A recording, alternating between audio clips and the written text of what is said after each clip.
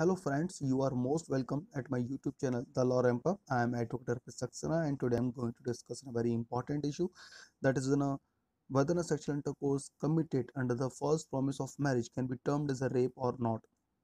This is an important issue in the present society where many couples are living in the living relationship, and generally the promises are made regarding the marriage, and when the male refused to marry with the lady after the enjoyment of the sex, that lady moved to the court to get the legal remedy like the rape. So I will discuss all the important legal judgments of Honorable Supreme Court and the legal technicalities regarding this issue. So let us start the video.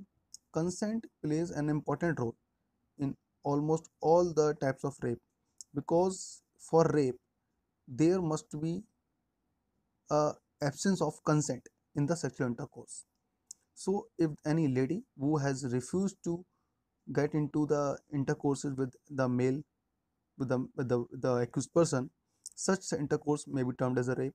First point. Secondly, if the consent has been obtained but the consent has not been obtained, has been obtained through illegal means, such type of consent cannot be termed as a valid consent. So the all the issues has been properly defined under section 375 IPC, where the rape is properly defined. Section 370 provide the punishment regarding the rape. So come to the important judgment, Uday versus State of Karnataka, 2003 Supreme Court. In this case, Honorable Supreme Court provided two essential factors which is required to be proved by the prosecution to get the accused punished.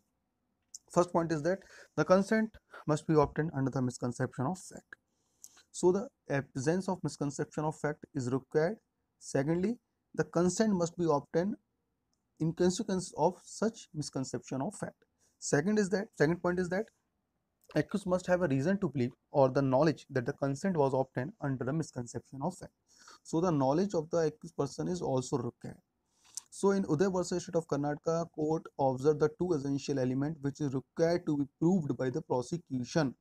So we can say easily by the observation of this judgment, merely breach of promise to marry cannot lead the man to be tried with the rape charges.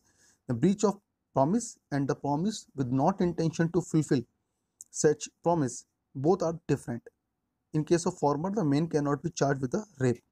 Now come to the case Dilip Singh versus State of Bihar, 2005. This is an important judgment of Honorable Supreme Court, where the court observed the actual time where the nature of promise should be determined. Court held that it has to be seen that at the very inception of the promise, the accused had intention to marry or promise was a hawk. So this is an important judgment as well. So I hope you would like this video. So please like, share and subscribe my video. Thank you. Namaskar. Jai Hind.